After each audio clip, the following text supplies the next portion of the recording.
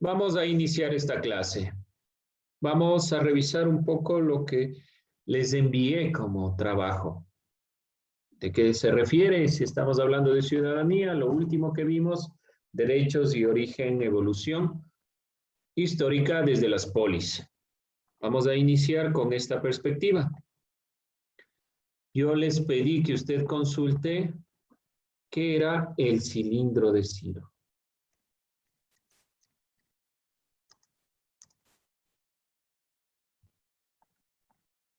Vamos a revisar una biografía de Ciro el Grande y algo sobre el cilindro, pero vamos viendo. ¿Qué encontraron? ¿Qué era el cilindro de Ciro? Era una pieza cilíndrica de arcilla. La pieza Contiene cilíndrica. una declaración de caracteres cuneiformes. ¿Qué significa cuneiformes? ¿Alguien? ¿Alguna idea? Cuneiforme.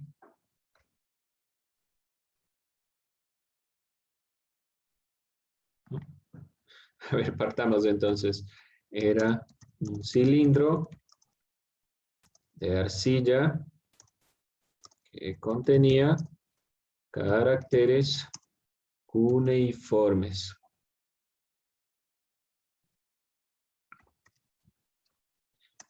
Quiere decir que estaban tallados, acuñados con un pedazo de metal en la piedra. Ya vamos a ver la imagen. Deben tener ahí la imagen del cilindro de Ciro, pero esta es la conformación. ¿Qué tenía dentro el cilindro de Ciro? ¿Qué había ahí? ¿Qué decía? Una declaración. Había una declaración de qué. ¿Qué declaraba Ciro? En contra del rey de Ciro el Grande. ¿Cómo él? Pues, A ver, ¿cuál era la declaración? ¿Qué declaraba Ciro el Grande?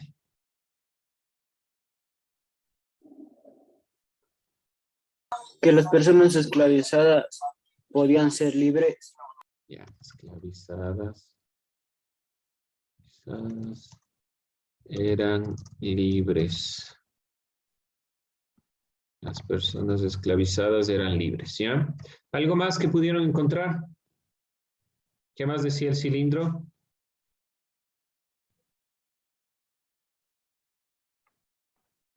Vamos a ir viendo entonces algunos elementos más. Mientras también revisamos los dos videos sobre el cilindro de Ciro y sobre sí.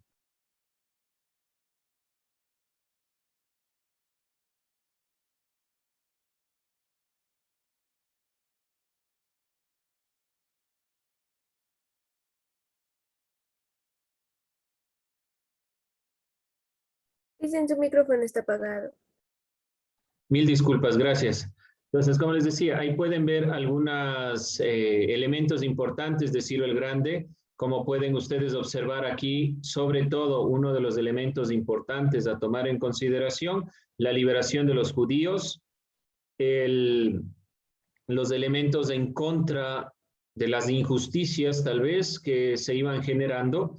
Vamos a revisar otro pequeño video para que ustedes vean el cilindro de Ciro en sí mismo. Tenemos ya algunas connotaciones históricas. Vamos a revisar un poco el cilindro de Ciro y algunos elementos importantes. Reanudando nuestro análisis, la idea era que ustedes vean un poco de esta consideración. Además de declarar la libertad de los esclavos, propiamente, ¿qué esclavos es los que liberó? Los de Babilonia.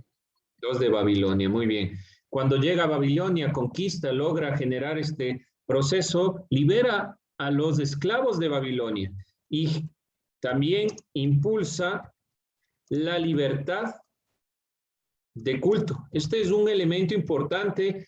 Por eso el video que nosotros estábamos visibilizando al principio de la biografía de Ciro el Grande decía un elemento importante. Regresó a los judíos a sus tierras, les liberó, pero esta liberación no implicaba solo la liberación del grupo de los esclavos, sino también la libertad de culto. Reconoce a los otros grupos y el cilindro de Ciro se planteó para este 539 antes de Cristo. Quiere decir que la preocupación de los derechos fue previa al 1215 que planteó Inglaterra. En 1539 entonces se emitió este documento en el cilindro, donde se manifestaba esta preocupación de la abolición de la esclavitud. Bueno, tenemos este elemento, cilindro, para el 590 después de Cristo, otro elemento importante, basándose en estos elementos de los cilindros, del cilindro de Ciro, perdón, se llegó al famoso pacto de los virtuosos entre las tribus árabes.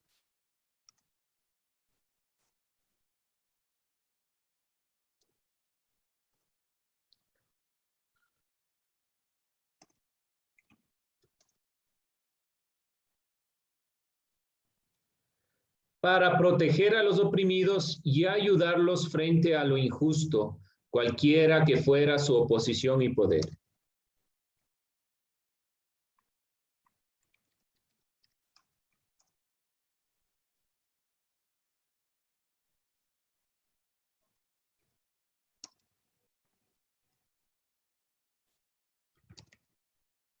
Como vemos, el elemento histórico parte de Grecia, la preocupación por los derechos, la preocupación de la democracia, pero un elemento a considerar sumamente importante es la liberación de los esclavos que generó Ciro el Grande para el 539, cuando se decreta este documento en forma de cilindro. Vemos también que los elementos relevantes a tomar en consideración en cuanto a lo que pudimos observar de Ciro el Grande, vemos esta idea de liberar a los esclavos, la libertad de culto, el momento que controla Asia Menor, y para el 539 Babilonia cae también bajo su mandato. Entonces, para esta misma época hay dos elementos. Emite el documento porque controla Babilonia. Como ustedes pudieron ver en el segundo video, el cilindro se lo encontró en las murallas de Babilonia. Se logró rescatar este hecho histórico que plasma una perspectiva, que los derechos no es un planteamiento actual, es un hecho histórico que ha venido desarrollándose alrededor de la historia. Después de esto, nosotros vimos en 1215, en Inglaterra, la Carta Magna.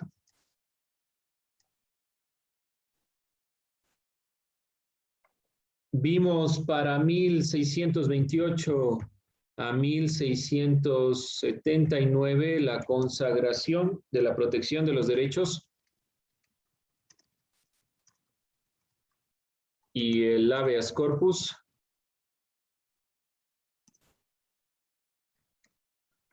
Para 1689, la promulgación de la Carta de Derechos, de la anterior tres derechos que se protegieron, se promulga la Carta de Derechos y se propone la soberanía del pueblo desde John Locke. El pueblo. Posteriormente, estas ideas de reivindicación influyeron en los pensadores y los acontecimientos que terminaron con el poder absolutista de la monarquía en Inglaterra. Del pueblo. Soberanía del pueblo. Bien.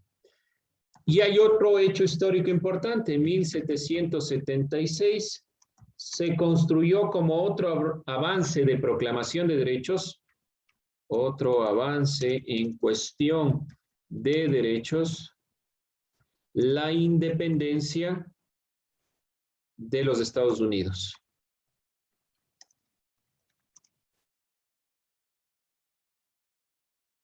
Esta independencia de los Estados Unidos se reconoce la igualdad, la vida, la libertad y la búsqueda de felicidad, estos tres últimos considerados derechos inalienables. Se consideran derechos inalienables que no se pueden destruir, que no se pueden eliminar, que son característicos del ser humano, la vida, la libertad y la búsqueda de la felicidad.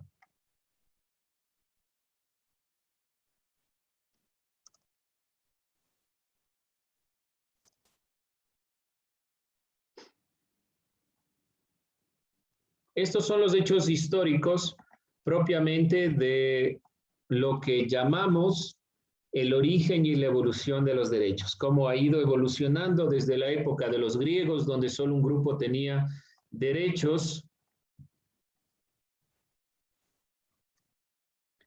y de ahí vamos nosotros revisando propiamente la evolución hasta el siglo XIII en Inglaterra, que se va frenando el poder de los reyes. Esta Carta Magna pone límites a los reyes. Pone límite al rey en general. Pone límite al rey, para que sea más claro.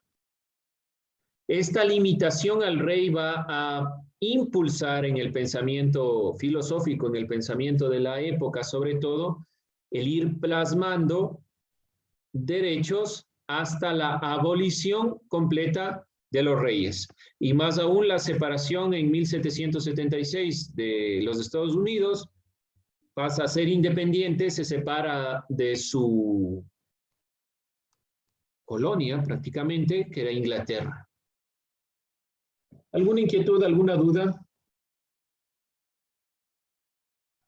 sobre el hecho histórico? Aquí vemos de forma gradual, vamos a ponerlo así para tener en cuenta, como una línea de tiempo de la evolución de los derechos que se van plasmando en esta perspectiva, para que tengan en cuenta como línea de tiempo de lo que llamamos los derechos, más allá del cilindro de Ciro. Aquí vamos a plantearnos la evolución de los derechos. Copiarán, jóvenes.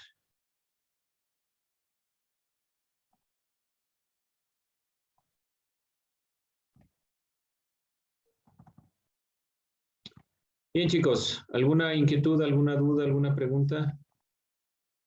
No se olvide, por favor, revise sus calificaciones. Si a alguien le falta subir trabajos, por favor, esté pendiente de estos elementos. No deje de presentar sus trabajos. Bien, vamos a cerrar esta temática y vamos a irnos introduciendo en la Declaración de los Derechos del Hombre y el Ciudadano. ¿Qué serían nuestros? Ya sabemos la evolución histórica de los derechos.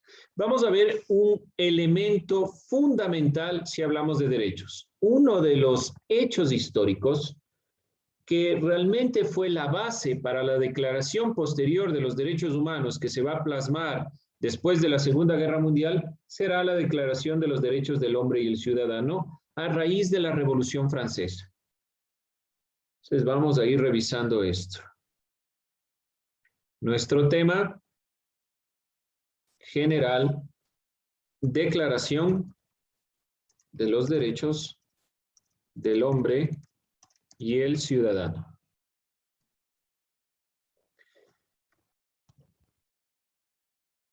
¿Qué pasó en la Revolución Francesa? ¿Por qué ocurrió esta Revolución Francesa? Aquí viene mi pregunta. ¿Qué fue y por qué ocurrió la Revolución Francesa? ¿Qué era la Revolución Francesa? ¿En qué año se dio? ¿Por qué se dio? ¿Qué pasó?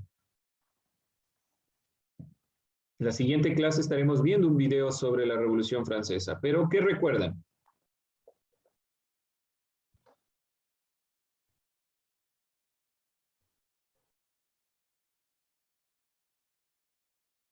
A ver, Sí, por la economía. a ver de nuevo, Sebastián, no lo escuché bien. Por la economía. Ya, ¿cuál era la economía de la época? ¿Tiene que ver con la economía? Sí, tiene que ver con el ámbito de la economía. ¿Cuál era la economía de la época? Vamos a plantearnos estos elementos por acá para sacar ideas. Vamos a hacer una lluvia de ideas de la Revolución Francesa. Seguro, vamos a nuestra pizarra diferente. Vamos a poner Revolución Francesa. Vamos a hacer una lluvia de ideas inicial antes de generar nuestro conocimiento. Tiene que ver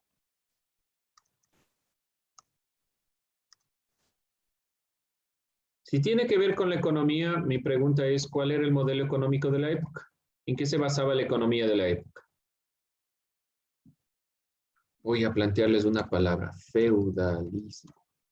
Y ahí búsquele, ¿qué era el feudalismo? Búsquele en internet, feudalismo, ¿qué es?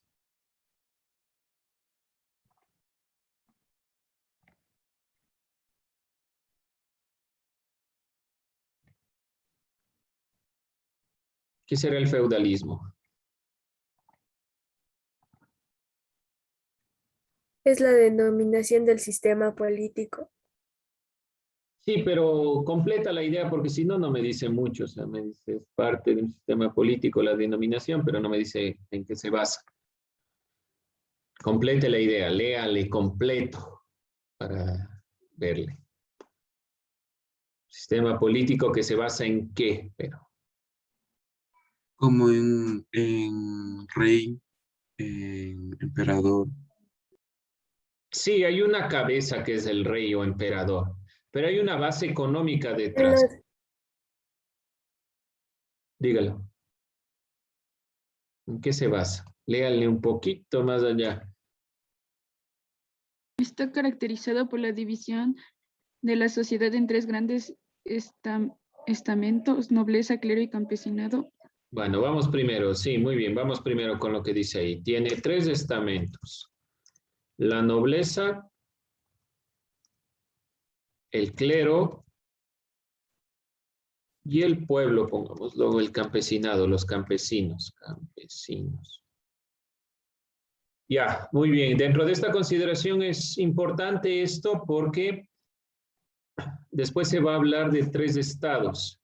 Y aquí yo pongo el pueblo porque no solo van a estar los campesinos, sino también los comerciantes que van a ser un gran grupo importante. El clero, los religiosos, la nobleza, donde está el rey y toda la familia del rey. Ya. Ahora, económicamente, ¿en qué se basa este feudalismo? ¿Qué más? ¿Qué más pudieron encontrar? Después dice,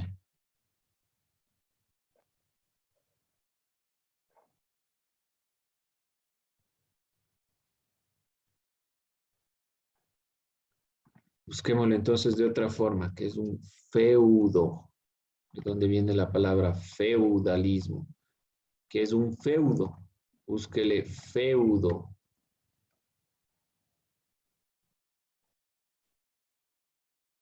Si está en la definición del diccionario, la segunda definición del diccionario me sirve, o la primera, pero no solo la primera parte. Vamos a ver, ¿qué es un feudo? De aquí viene la palabra feudalismo.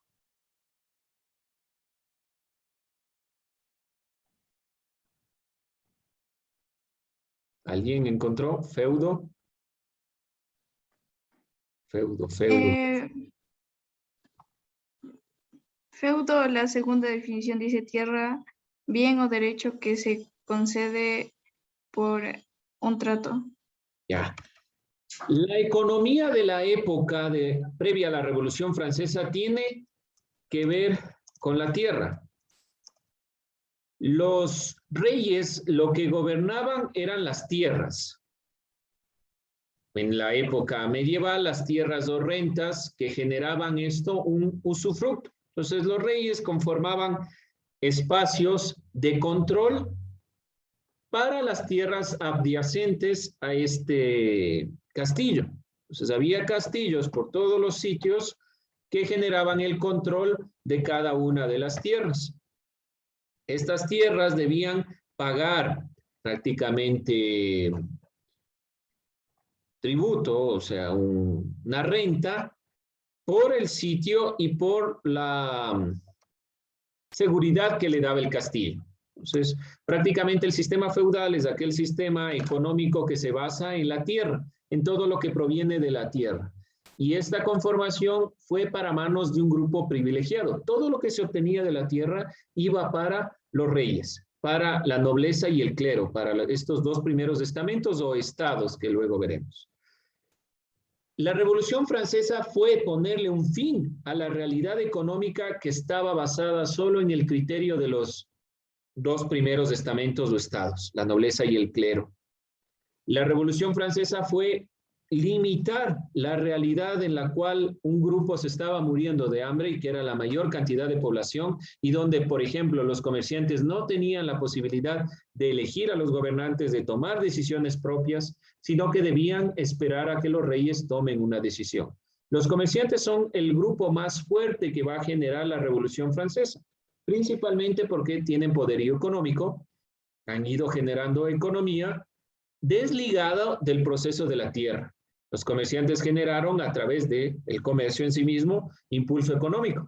Entonces estaba cayendo el feudalismo y había una gran pobreza alrededor y ya veremos la siguiente clase, el hecho histórico de la Revolución Francesa. Para la siguiente clase les pido desde ya, vamos a revisar un video sobre la Revolución Francesa, pero de este sí necesito que usted saque un resumen de lo que se va a ir planteando aquí.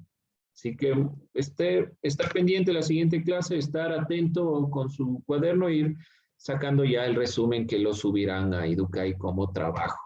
Entonces, por favor, estar pendientes de estos elementos. Resumen en este sentido, sí, como organizador, los elementos clave, las cosas que mayormente debemos rescatar, la fecha de la Revolución Francesa, quiénes participaron, por qué se dio, quién fue Luis XVI y todos estos elementos importantes que ustedes van a ver aquí. Bien, jóvenes, con esto cerramos nuestra clase del día de hoy.